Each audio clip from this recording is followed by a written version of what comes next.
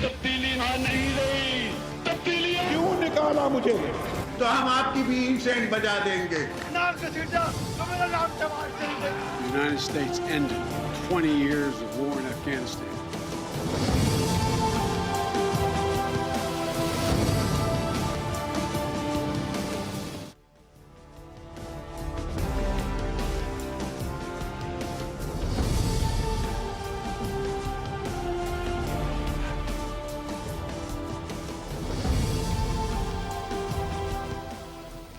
जी अस्सलाम वालेकुम। प्रोग्राम में आज भी बात करेंगे सुप्रीम कोर्ट के कल आने वाले फैसले के हवाले से जो पंजाब और खैबर पख्तूनख्वा में इलेक्शन के मुतालिक था।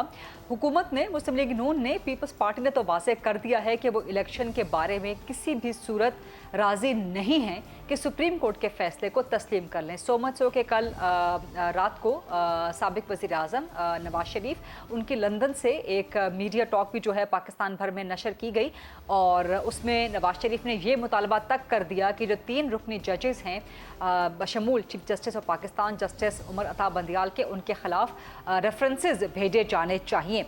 अब मुस्लिम लीग नून ने, हुकूमत ने, ये नवाज शरीफ ने, बल्कि ख़ास तौर पे हुकूमत ने तो बहरहाल नहीं, मुस्लिम लीग नून नवाज शरीफ ने ये मुतालबा तो कर दिया है, लेकिन हुकूमत ने अभी तक इस पर कोई कार्रवाई आगे नहीं बढ़ाई। क्या वाकई हुकूमत संजीदा है कि जो 3 रुकनी बेंच है जिसने पंजाब और खैबर पख्तूनख्वा इलेक्शन के हवाले से फैसला दिया है उसके खिलाफ जुडिशल रेफरेंसेस भेजे जाएंगे? क्या मुस्लिम लीग नून इसके कॉन्सिक्वेंसेस के लिए, इसके पॉलिटिकल कॉन्सिक्वेंसेस के लिए तैयार है? क्योंकि इससे पहले पाकिस्तान तरीके इंसाफ के दौर में एक और जज साहिब जस्टिस काजी फाइज ईसा, उनके खिलाफ रेफरेंस भिजवाया गया था, लेकिन उसका नतीजा क्या निकला वो सबके सामने है।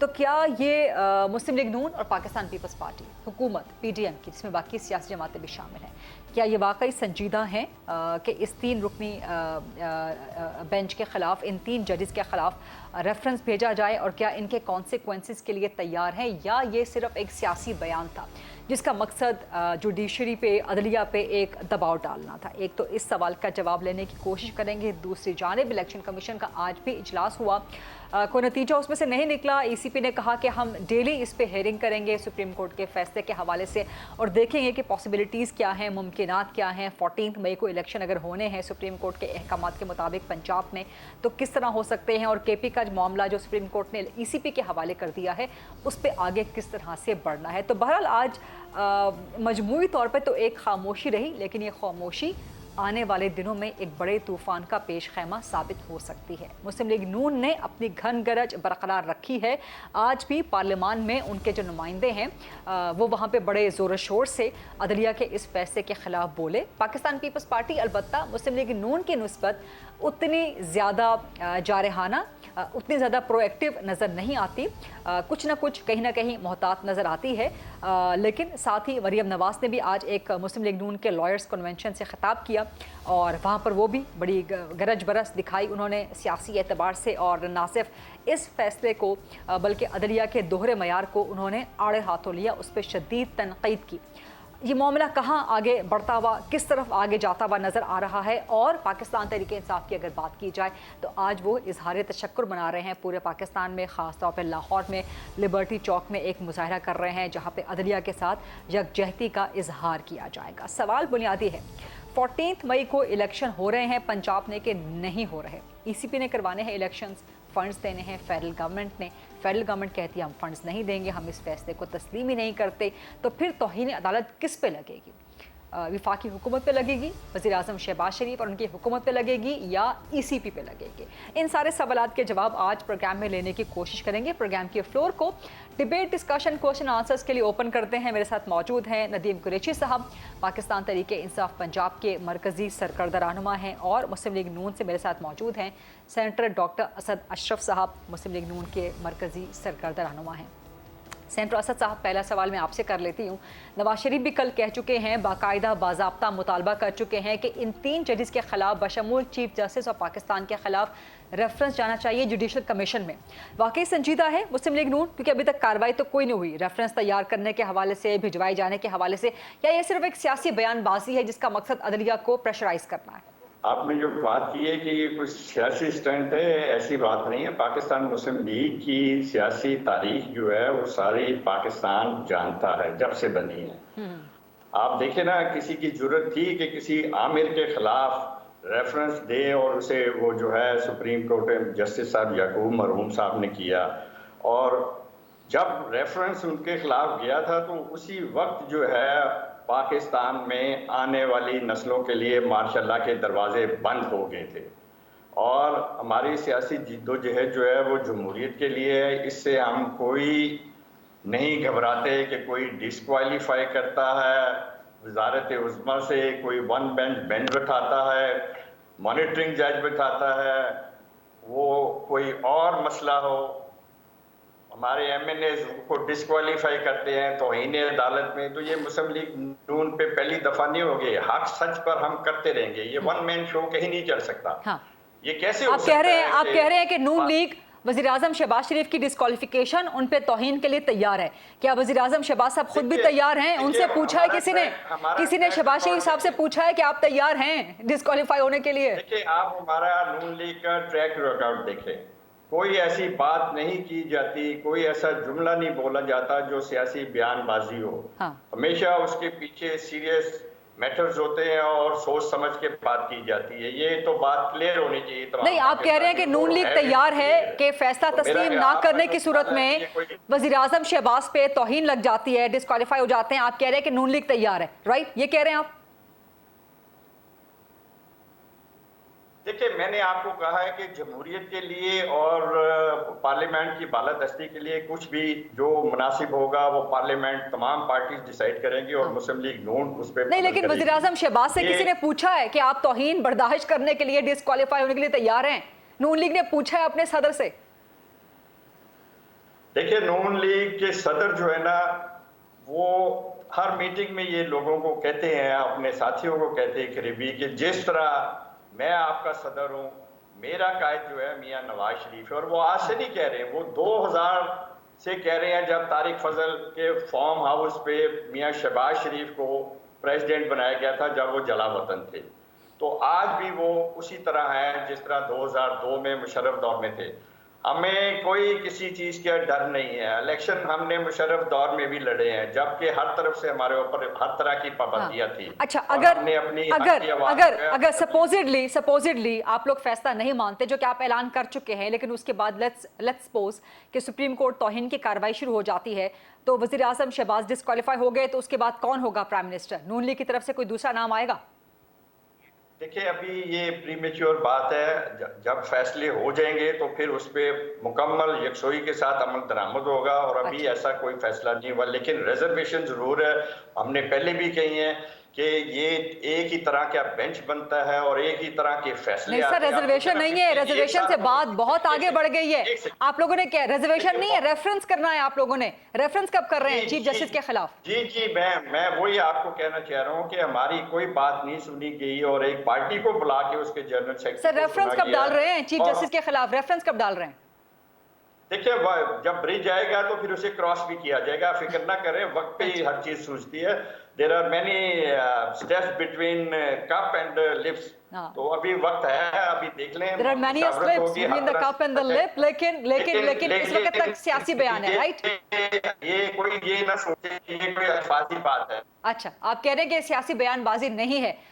नदीम कुरैशी साहब, मुस्लिम लीग नून, नवाज शरीफ बहुत बड़ा, मियां नवाज शरीफ जब भी बोलते हैं कुछ सोच समझ के बोलते हैं और वो उस पर स्टैंड भी करते हैं। अच्छा, उस पर स्टैंड भी करते हैं, ठीक है। चले, नदीम कुरैशी साहब इसका जवाब देते हैं।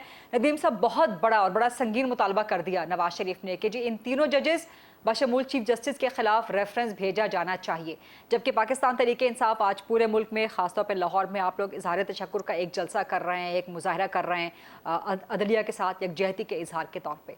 तो मुस्लिम लीग नून PDM की हुकूमत अगर इन 3 जजेस बशमूल चीफ जस्टिस पाकिस्तान के खिलाफ रेफरेंस ले आती है, तो पाकिस्तान तहरीक इंसाफ कहाँ स्टैंड करेगी? बिस्मिल्लाहिर्रहमानिर्रहीम। अंग्रेज़ साहब, पहले तो आपने अपने बयानिए में फरमाया कि देखना यह है कि 14 मई को इंतखाबात होते हैं या नहीं होते। आपने आज इलेक्शन कमीशन के इजलास के हवाले से ये फिक्रा ऐड किया। मैं गुजारिश करता हूँ आपको, ये पाकिस्तान की आला तरीन अदालत का फैसला है, आइन और कानून के मुताबिक फैसला है। हमारे बदतरीन सियासी मुखालिफ भी टीवी पर जो मर्जी कहें, अपनी जाती महफिलों में बैठकर वो इस बात का इजहार करते हैं। मेरी सैकड़ों वकला से दोस्ती भी और मुलाकातें भी हैं। मुझे एक भी लॉयर ऐसा नहीं मिला जिसने कहा हो ये कॉन्स्टिट्यूशन से हट के फैसला है। तो गुजारिश करता हूँ, पंजाब में अब इंतखाबात 14 मई को होंगे, 14.25 मई भी नहीं होगा, अच्छा। 14.5 मई भी नहीं होगा। अच्छा। जिसने अपना किबला दुरुस्त करना है, सिर्फ एक ही सूरत है, हाँ। सिर्फ एक ही सूरत लेकिन है। एक सवाल ले ले मेरा, गवर्नमेंट- बहुत अच्छी बात है कि आप सुप्रीम कोर्ट के इस फैसले के साथ खड़े हुए हैं, लेकिन 10 अप्रैल 2022 का जो सुप्रीम कोर्ट का फैसला था वो भी तो इसी सुप्रीम कोर्ट का फैसला था ना। उसके बाद फिर आप उसके बाद पाकिस्तान तहरीक इंसाफ ने क्या फरमाया था? इमरान खान साहब ने इन्हीं चीफ जस्टिस के बारे में, इन्हीं जजेस के बारे में, इसी सुप्रीम कोर्ट के बारे में क्या फरमाया था? देखिए, अब जो उन्होंने फरमाया था उसका जवाब वो आपके मुताबिक आपको कर दो। तो मैं इसी बहान को क्लियर करना चाह रहा हूँ, और बिलखुसूस मैं आप जैसे जो जर्नलिस्ट हैं, एंकर्स हैं, भले आपकी जाती लाइकिंग डिसलाइकिंग हो सकती है किसी भी जगह पर, लेकिन खुदारा आपको तो कॉन्स्टिट्यूशन के साथ खड़ा होना चाहिए। ये वक्त तो गुजर जाएगा कि आज से 30 साल पहले की बातें अभी डॉक्टर असद अशरफ साहब फरमा रहे थे 2001 में ही हुआ, 2002 में हुआ, आज हम डिस्कस कर रहे हैं। हम बिल्कुल कॉन्स्टिट्यूशन के साथ खड़े हैं, हम सिलेक्टिव एंड ठीक है। सिलेक्टेड कॉन्स्टिट्यूशन इंप्लीमेंटेशन के साथ नहीं खड़े हुए, आइन के साथ खड़े हुए हैं, खबर ऐसा उसके नहीं है। सिलेक्टिव एंड सिलेक्टेड ये- इंप्लीमेंटेशन के साथ नहीं खड़े हुए।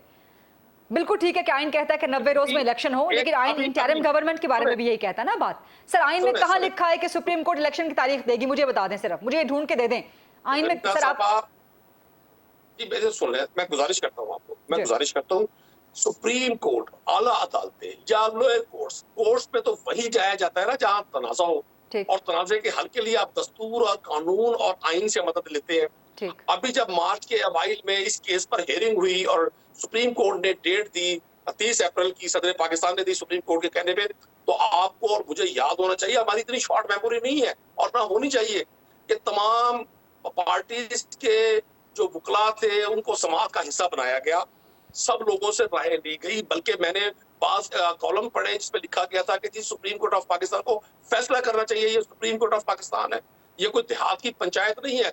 लेकिन फिर भी सुप्रीम कोर्ट के आला जजेस ने बड़े शाइस्तगी से, बड़े तहम्मुल से, कॉन्स्टिट्यूशनली दस्तूर के ऐन मुताबिक चीजों को आगे बढ़ाया। एक डिसीजन आ गया, किसी जमात ने रिव्यू के लिए अप्लाई नहीं किया, इलेक्शन कमीशन ने तैयारियां शुरू कर दी, इलेक्शन कमीशन ने शेड्यूल दे दिया, पूरे पंजाब में हजारों लोगों ने नॉमिनेशन पेपर्स फाइल किए, अपने पैसे खजाने में जमा करवाए, प्रोसेस से गुजरे, स्क्रूटनी हुई, एतराजात हुए। अचानक याद आ गया कि जी मुल्क के हालात ठीक नहीं है, मुआशी हालात ठीक नहीं है, अराकीन असेंबली को अरबों रुपए डेवलपमेंट फंड के दिए जा सकते हैं, अरबों रुपए का आटा तकसीम सिर्फ फोटो शूट के लिए किया जा सकता है, लोगों की जानों से हाथ धोया जा सकता है। सर, मुझे एक सवाल का जवाब दे दें, मुझे एक सवाल का जवाब दे दें। आपके मुताबिक इलेक्शन कमीशन ने गलत किया कि इलेक्शन की डेट 8 अक्टूबर डाली? आपके मुताबिक गलत किया? मुझे सिर्फ ये वजाहत करवा दी। नहीं, 100% गैर आईनी चले किया। ठीक है, आपकी बात मान लेते हैं, 100% एक लम्हे के लिए आपकी बात मान लेते हैं, आपके मुताबिक ईसीपी ने गैर आईनी किया। मेरी रहनुमाई फरमा दीजिए, मुझे गाइड कर दीजिए, मैं तालिब इल्म हूँ सियासत की, सहाफत की, मुझे बता दीजिए कि आइन की कौन सी शिक में लिखा हुआ है कि सुप्रीम कोर्ट इलेक्शन की तारीख दे सकती है, इलेक्शन का शेड्यूल उसकी भी तारीखें दे सकती है। मुझे सिर्फ वो शिक उठा के दे दें, आप सीनियर पार्लियामेंटेरियन है माशाल्लाह। नहीं, मुझे अब अच्छा, मुझे आप गुजारिश कर दें, क्या ये नुक्ता आपके मैं अब क्या लफ्ज इस्तेमाल करूं, जिनको आप सपोर्ट कर रही हैं, चले किसी भी वजह से कर रही हैं, आप कितने कराए हैं? मेरा एक सवाल है, नहीं माजरत के साथ, आप मेरे सवाल पे किसी को, आपके पास सवाल का जवाब नहीं है तो आप इल्जाम नहीं लगाएं सहाफी पे। ना, सवाल का जवाब दें, सपोर्ट कर। मुझे आइन की वो शिक बता दें जिसके तहत सुप्रीम कोर्ट इलेक्शन की तारीख दे सकती है। सीनियर पाकिस्तान के वकला, इरफान कादर जैसे वकला, सरदार लतीफ खोसा जैसे वकला और बड़े बड़े सीनियर वकला पेश हुए, अटॉर्नी जनरल ऑफ पाकिस्तान पेश हुए सुप्रीम कोर्ट में। क्या किसी ने सुप्रीम कोर्ट की तवज्जो इस नुक्ते की तरफ दिलवाई कि जी आपके पास तो डेट देने का इख्तियार ही नहीं है?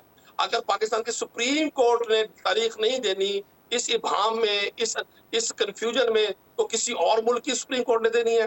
कौन तय करेगा? सर, आप एक तरफ कह रहे हैं कि ईसीपी ने अपने दायरे इख्तियार से तजावुज किया, मैंने आपकी बात तस्लीम कर ली कि ठीक है आपका मौक़िफ़ दुरुस्त हो सकता है, लेकिन सुप्रीम कोर्ट के अपने दायरे इख्तियार से तजावुज नहीं कर रही। कहां पर लिखा है कि सुप्रीम कोर्ट कौन से आइन के तहत फैसला आया है? सर ये बता दें मुझे सिर्फ। उसी आइन के तहत जिस आइन का झंडा जुल्फिकार अली भुट्टो साहब के नवासे आप गली गली उठाए फिरते हैं, उसी आइन के तहत जिसके तहत नवाज शरीफ गली गली कहा करते थे वोट को इज्जत दो, उसी आइन के तहत जिसके लिए पार्लियामान की सुप्रीमेसी की बात होती थी, रूल ऑफ लॉ की बात होती थी, हमने और आपने ये भाषण सारी जिंदगी सुने। आप और मैं ऑलमोस्ट शायद एक ही सेशंस के पढ़े हुए हो, हमने तो सारी जिंदगी ये बड़े बड़े लॉलीपॉप्स इस कौम को देते हुए सुना। पार्लिमान की बालादस्ती, आइन की बालादस्ती, ठीक है, रूल ऑफ चले लॉ, अब आपने जुल्फिकार इज्जत भुट्टो दे। का उनके नवासे का जिक्र कर दिया तो जरा पीपल्स पार्टी के पास जाते हैं। हसन मुर्तजा साहब मुझे ज्वाइन कर चुके हैं, साबिक पार्लिमानी लीडर हैं पीपल्स पार्टी के पंजाब में। हसन साहब, आप लोग बड़ी तनकीद कर रहे हैं, पीपल्स पार्टी बड़ी तनकीद कर रही है सुप्रीम कोर्ट के कल के फैसले के बारे में, पंजाब खैबर पख्तूनख्वा इलेक्शन केस के हवाले से। नदीम साहब कह रहे हैं कि ये उसी आइन के तहत फैसला आया है जो जुल्फिकार भुट्टो ने दिया था, जिसका अलम आज उनके नवासे बिलावल भुट्टो उठाए फिरते हैं। तो फिर क्यों तनकीद कर रहे हैं आप उसी आइन पे और उसी आइन के तहत आने वाले फैसले पे? देखें, हम शुक्रिया गरीदा, हमने बिल्कुल कभी भी मावरा आइन कोई कुछ करने की ना कभी बात की है, ना हम कहते हैं। हम तो कहते हैं कि आइन के मुताबिक सब कुछ होना चाहिए और होना भी चाहिए। लेकिन जो जिनके मुंह में आइन 24 घंटे है, वो जरा अपना माजी देखे ना तो उनको पता चलेगा कि आइन क्या है। क्या LFO के तहत वजीर आजम बनने के लिए दरख्वास्तें किसने की थी? किसने दी थी? पीपल्स पार्टी ने तो नहीं की। किसने दी थी? परवेज मुशर्रफ के पास कौन वजारत उज़्मा के लिए धक्के खाता रहा था? इमरान खान साहब गए थे, सारों को पता है।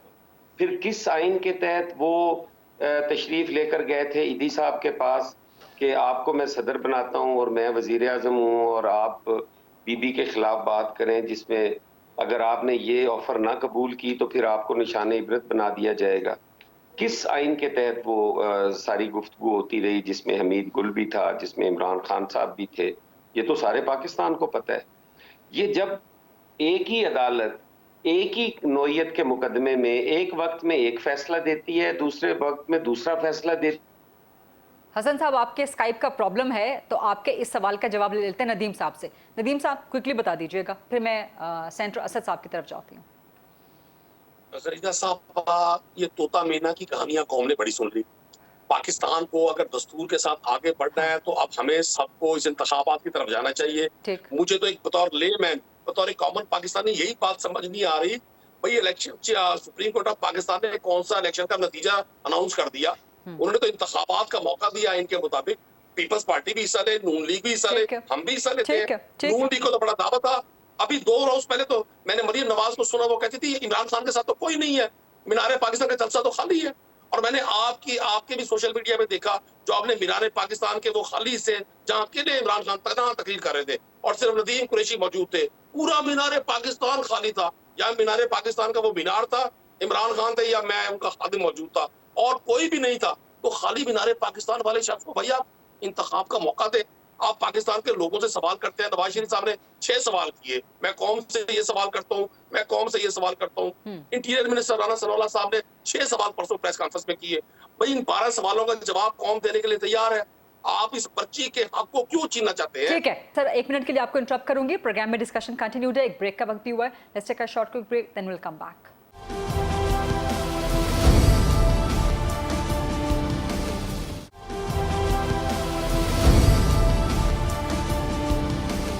जी welcome back after the break. Senator Asad sahab, PTI कह रही है कि आपके सारे सवालों का जवाब देने के लिए कौम तैयार है, इलेक्शन करा लें, आपको जवाब मिल जाएगा।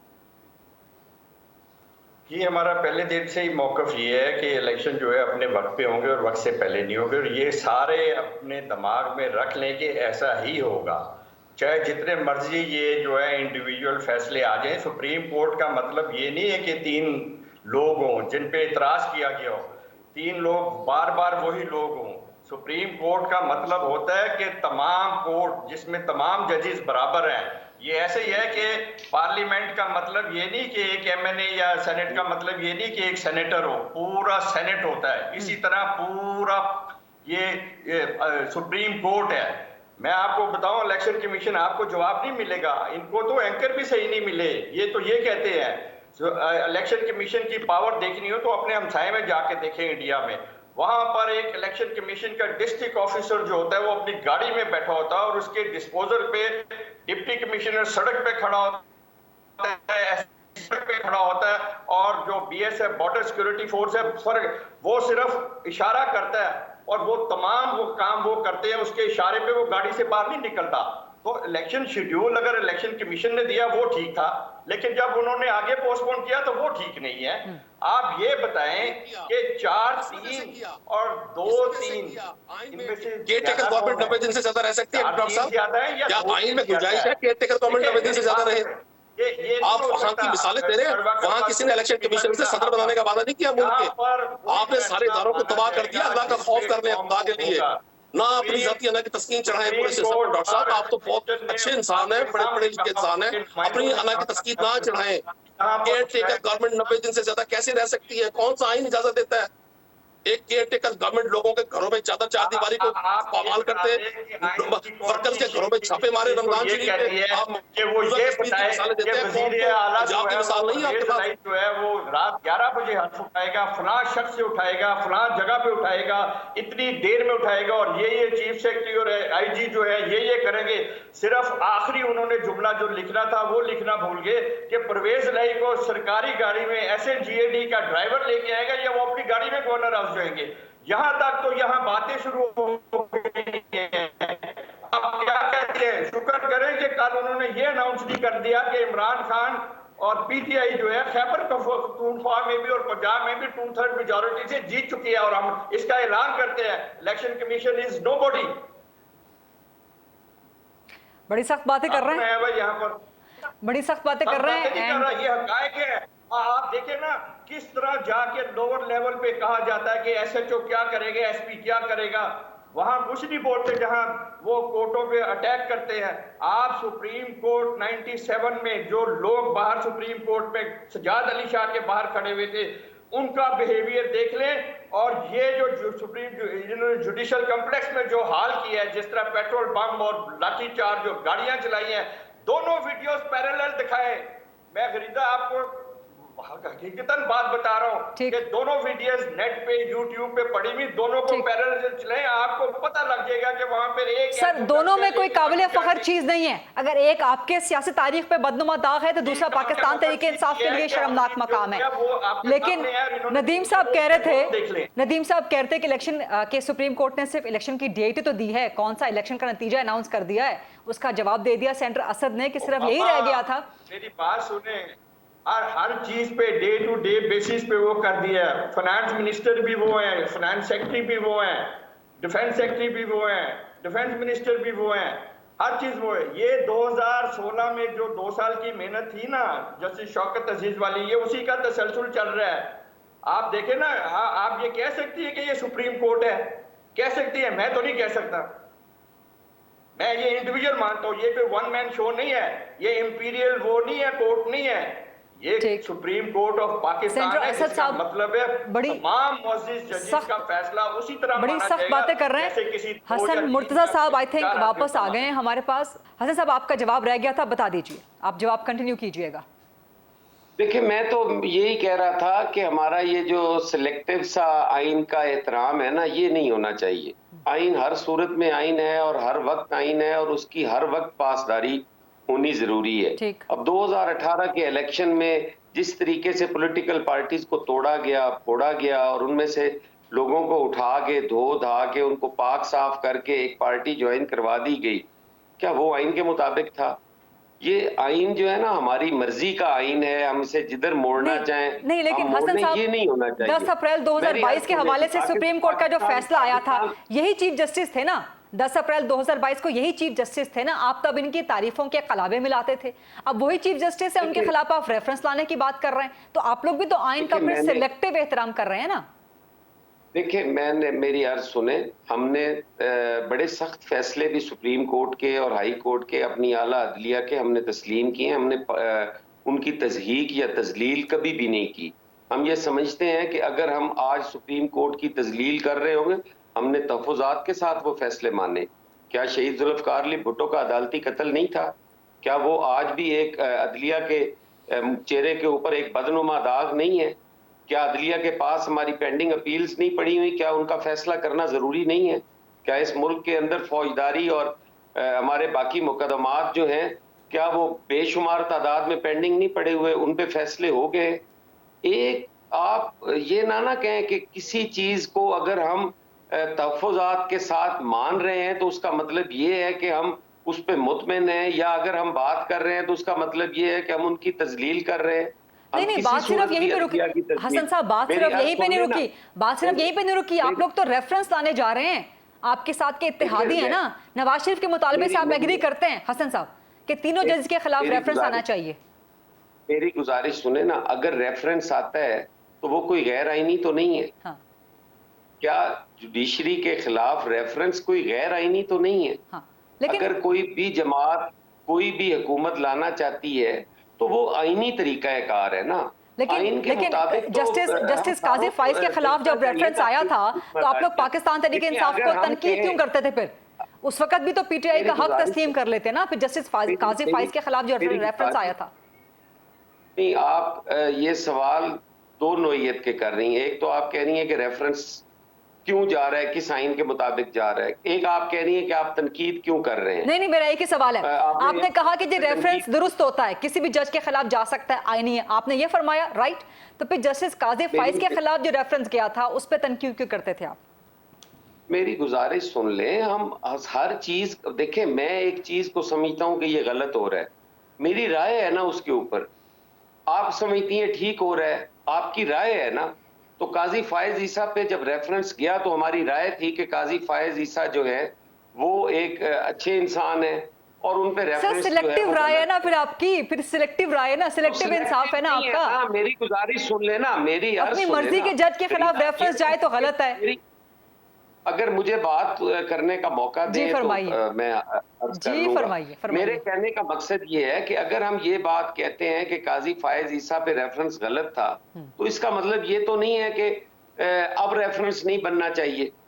और अगर काजी फायज ईसा का रेफरेंस दुरुस्त था तो उसका मतलब फिर भी नहीं है कि ये अब नहीं बनना चाहिए। सर ये अजीब कंफ्यूजिंग सर, एक प्रिंसिपल पे खड़े हो ना कि जी जजेस के खिलाफ रेफरेंस जा सकता है कि नहीं जा सकता। एक प्रिंसिपल ले सर, मेरी यार ले, मैं बात कर लूं थोड़ी सी। जी फरमाइए सर।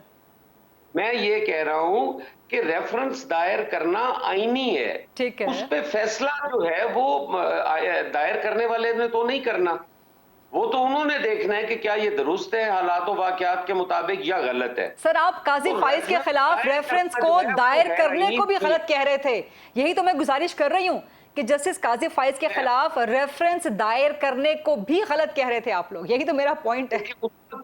उस वक्त के हालात के मुताबिक अगर वो बात दुरुस्त होगी तो यकीनन किसी ने कहा होगा, मेरे इल्म में वो नहीं है।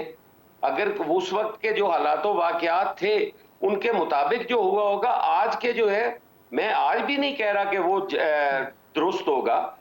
दायर करना उनका आईनी और कानूनी हक है, वो दायर कर रहे हैं, आगे तो देखा जाएगा कि वो ठीक है या गलत है। इस पे तो कोई राय नहीं है कि ये फैसला होना चाहिए। बाकी हमारी अदलिया जो है वो काबिल एहतराम है, लेकिन अगर कोई भी फरीक ये कहता है कि हमें लार्जर बेंच की जरूरत है तो अदलिया को तो बना देना चाहिए लार्जर बेंच, इसमें हर्ज क्या है। और फिर सीनियर जजेस को छोड़कर आप अगर जूनियर जजेस के साथ लेकर कोई फैसला करते हैं तो आपकी नजर में दुरुस्त होगा, मुझे तो हक हासिल है कि मैं कहूं कि ये दुरुस्त नहीं है। ठीक है सर, 1 मिनट के लिए आपको इंटरप्ट करूंगी, प्रोग्राम में डिस्कशन कंटिन्यूड है, एक ब्रेक का वक्त भी हुआ है। Let's take a short quick break, then will come back.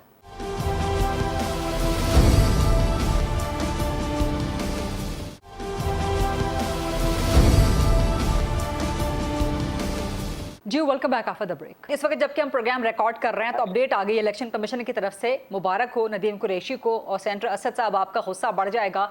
Election commission ने भी करार दे दिया है कि 14 मई को ही इलेक्शन होंगे और नया शेड्यूल जारी कर दिया है। सेंटर असद साहब, अब आपको पैसे देने पड़ेंगे, 10 अप्रैल तक फंड्स भी देने पड़ेंगे, सिक्योरिटी भी प्रोवाइड करनी पड़ेगी फेडरल गवर्नमेंट को। सेंटर असद साहब। जी बिल्कुल, जिस तरह आप कह रही हैं, मैंने पहले भी आपको एक बात कही है कि बड़े अभी स्टेप्स हैं between lips and the cup. और ये जो इस तरह आप देखें ना, इलेक्शन कमीशन को ये भी तो कहा गया था कि इस्लामाबाद के लोकल बॉडीज इलेक्शन करवाएं कल संडे को, तो क्या वो हो गए थे? क्या सुप्रीम कोर्ट का इन्होंने वो ऑर्डर्स लोकल बॉडीज का हजारों लोगों का चेयरमैन और वाइस चेयरमैन और काउंसलर जो रियल गली मोहल्ले के रिप्रेजेंटेटिव हजारों पंजाब में, क्या 3 साल तक उसका उन ऑर्डर्स को इम्प्लीमेंट किया या उनके खिलाफ किसी की तौहीन अदालत हुई? नहीं। आपने सवाल किया था, मैं आप उस तरफ आता हूँ कि जस्टिस काजी फाइज ईसा का। देखिए, एक चीज होती है कि हर एक की एक रेपुटेशन होती है, पता होता है कि वो किस किस्म के फैसले बोलते हैं उन लोगों के। उन्होंने कोई आइन को बार बार रीराइट नहीं किया कि वक्त के अपनी टेबल पे जब कोर्ट लगी हो फुल तो वो आइन को अपनी मर्जी से मोड़ लें, ऐसा नहीं किया उन्होंने जितने फैसले किए, और यही वजह है कि सारी। सर अभी इसका जवाब दे देना, अभी इसका जवाब दे दें कि ईसीपी ने 14 मई को सुप्रीम कोर्ट के फैसले के मुताबिक इलेक्शन करवाने का ऐलान कर दिया है। यानी कि ईसीपी भी समझता है कि सुप्रीम कोर्ट इलेक्शन की डेट भी दे सकता है, शेड्यूल भी जारी कर दिया है नया ईसीपी ने। अब आप लोगों के कोर्ट में बॉल है कि आपने पैसे देने, आपने सिक्योरिटी देनी है, देंगे कि नहीं देंगे? यस और नो? देखिए, ये तो वही बात होगी कि मॉनिटरिंग जज लग गए हैं और वो फिर नवाज शरीफ के खिलाफ फैसला आया, याद है आपको? तो यहाँ भी मॉनिटरिंग जज लग गए हैं, इलेक्शन कमीशन देखें क्या करते हैं और कहाँ तक जाते हैं। पैसे आपने देने हैं, पैसे देंगे कि नहीं देंगे? 10 अप्रैल तक फंड्स देने आप लोगों ने। ना वो एडमिनिस्ट्रेटिव यूनिट है इलेक्शन कमीशन, ना वो जुडिशियल जो है उसमें है, एडमिनिस्ट्रेशन में है। वो एक इंडिपेंडेंट अदारा है। मैंने आपको भी इंडिया की पावरफुल इलेक्शन। सर मेरा सवाल डिफ्लेक्ट ना करें ना, मेरा सवाल डिफ्लेक्ट ना करें। आप लोगों ने पैसे देने हैं। सर आप मेरा सवाल डिफ्लेक्ट कर रहे हैं, बड़ी मेहरबानी मेरे सवाल का जवाब दें। आपने पैसे देने हैं 10 अप्रैल तक सुप्रीम कोर्ट के हुक्म के मुताबिक, नहीं देंगे तो तौहीन का खतरा मौजूद है आपके वजीर आजम पे।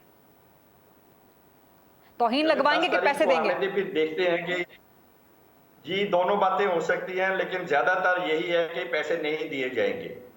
तौहीन लगवाएंगे? बिल्कुल, पैसे होंगे तो देंगे। जब आपने खुद ही कंसोलिडेटेड फंड की और दूसरी चीजों की बातें करनी है तो फिर आप ही सारा कुछ करें, फिर हुकूमत को साइड पे कर दें, फिर इलेक्शन कमीशन को साइड पे कर दें। आप इलेक्शन अनाउंस क्यों नहीं कर दिया आपने अपने वर्डिक्ट में कि जनाब पीटीआई जो है 2/3 मेजॉरिटी से दोनों सूबों में जीत चुकी है? आपको किसने रोका था? आप उसी वक्त कहते हैं हम आइन को जो है इस चीज को नहीं मानते, हम दोबारा लिख रहे हैं कि 63A जो है ये है कि वोट डालेंगे। ये कैसे हो सकता है कि पार्टी का लीडर जो हो वो मियां नवाज शरीफ हो या जरदारी साहब हो या बिलावल भुट्टो साहब हो, फजलुर रहमान हो, इमरान खान हो, टिकट उसकी हो, वोटर उसका हो, ठीक है, सियासत उसकी हो, और जो इलेक्शन कमीशन में जो आप फॉर्म जमा कराते हैं सॉरी, जो टिकट आप जमा कराते हैं वो अपने कायद की कराते हैं, लेकिन उसका नॉमिनेट किया हुआ पार्लिमानी लीडर या चीफ। ये बात जरा पुरानी हो जाएगी, बात जरा पुरानी हो जाएगी सर, बात पुरानी हो जाएगी। इस वक्त जो इशू एट हैंड है, बात पुरानी हो जाएगी। इस वक्त जो इशू एट हैंड है उस पे रहते हैं हसन साहब, फैसले भी उनके चलने चाहिए, ठीक है? ये बात पुरानी हो जाएगी। जो इस वक्त इशू एट हैंड है उसके ऊपर रहते हैं हसन साहब। क्या पीपल्स पार्टी भी कहती है कि हम पैसे नहीं देंगे, आप लोग अपने एक और वजीर आजम जो बेशक आपकी पार्टी से नहीं है बट आपकी इत्तेहादी हुकूमत तो है, पैसे देंगे, सिक्योरिटी देंगे, या अपने एक और वजीर आजम के ऊपर तौहीन लगवाएंगे? हसन साहब देखें जी, पाकिस्तान पीपल्स पार्टी के पास तो ऐसा कोई पोर्टफोलियो नहीं है जिससे पैसे देने हमें पड़ेंगे। पैसे तो हुकूमत ने देने हैं, वजीर आजम साहब ने देने हैं या वजीर खजाना साहब ने देने हैं। पाकिस्तान पीपल्स पार्टी ने क्या अपनी पॉकेट से देने हैं जी? पीपल्स पार्टी ने अपने आप को साइड पे कर लिया है। Very nice sir, very well played. देखिए साइड पे नहीं, साइड पे कर लिया। देखे ना जी, खरीदा साइड पे कैसे कर लिया है? सर गवर्नमेंट तो आपकी है ना, इत्तेहादी हुकूमत है, आप लोग उतने ही जिम्मेदार हैं पैसे देने के। हम तो अगर वो हमारे से मशावरत करेंगे तो हम उन्हें यकीनन जो मशवरा बेहतर होगा वो देंगे। अच्छा ठीक है। अब फैसला तो जो है वो तो वजीर आजम ने या सारी कैबिनेट ने करना है, पीपल्स पार्टी अकेली तो नहीं कर सकती। पीपल्स पार्टी उनकी इत्तेहादी है, उनके साथ खड़ी है, जो फैसला वो करेंगे पीपल्स पार्टी उनके साथ होगी। Well played sir, very well put answer, very well put sir. Hasan sahab जबरदस्त बात कर गए आप। ये तो बिल्कुल फरीदा, ये तो नदीम ने जितने इल्जामात आप पे लगाए हैं वो सारे आपने मेरे पे लगा दिए। नॉट एट ऑल सर, मैं सिर्फ एंजॉय कर रही हूँ आपकी गुफ्तगू, आपका जवाब जबरदस्त है, मैं आपके जवाब को एंजॉय कर रही हूँ सर, उसकी तारीफ कर रही हूँ, जबरदस्त जवाब दिया है आपने सर। नदीम साहब देखिए खलीदा साहब, एक तो मैं तस्हीह थोड़ी सी कर दूं, जितना मैंने कानून को समझा, आप सुप्रीम कोर्ट ऑफ पाकिस्तान ने इलेक्शन की डेट नहीं दी, उन्होंने उसी डेट को जो प्रेसिडेंट ऑफ पाकिस्तान ने दी थी, वो 14 दिन जो जाया हुए इस लिटिगेशन में उसको एडजस्ट करके डेट दी है। अच्छा। सुप्रीम कोर्ट ऑफ पाकिस्तान ने बिल्कुल आइन और कॉन्स्टिट्यूशन की पाबंदी की है। अच्छा। दूसरा, डॉक्टर असद अशरफ साहब ने आज बड़ी सख्त बातें की है, मैं तो तवक्कुल ही रखता था इनसे ये बड़ी मुतदिल वॉइस है अपनी जमात की। आज उन्होंने कह दिया कि ये सुप्रीम कोर्ट ही नहीं है, हम इनको नहीं मानते, जूनियर जजेस, सीनियर जजेस। मैं गुजारिश करता हूँ, आम पाकिस्तानी आपकी बातों पर बड़ा हंसता है।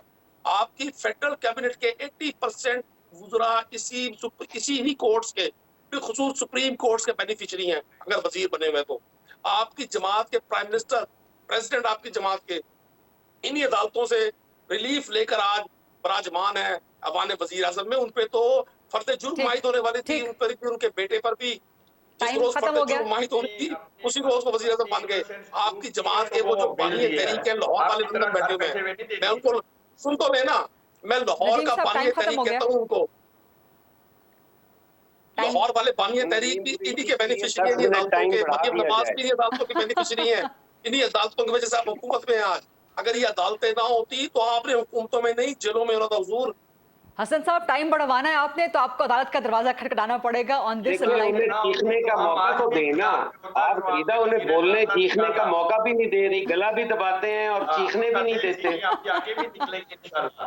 Thank you so very much. I wish के प्रोग्राम का टाइम ज्यादा होता तो हल्के फुल्के अंदाज में बड़ी जबरदस्त डिबेट कंटिन्यूड है, बट लेट्स होप कि इस सारी सिचुएशन में से जो भी नतीजा निकले वो पाकिस्तान के अवाम के लिए बेहतर हो। बहुत शुक्रिया नदीम कुरैशी साहब, हसन मुर्तज़ा साहब and central doctor Asad Ashraf साहब। ये था आज का programme. I'll see you tomorrow inshallah at 8 o'clock. Allah Hafiz.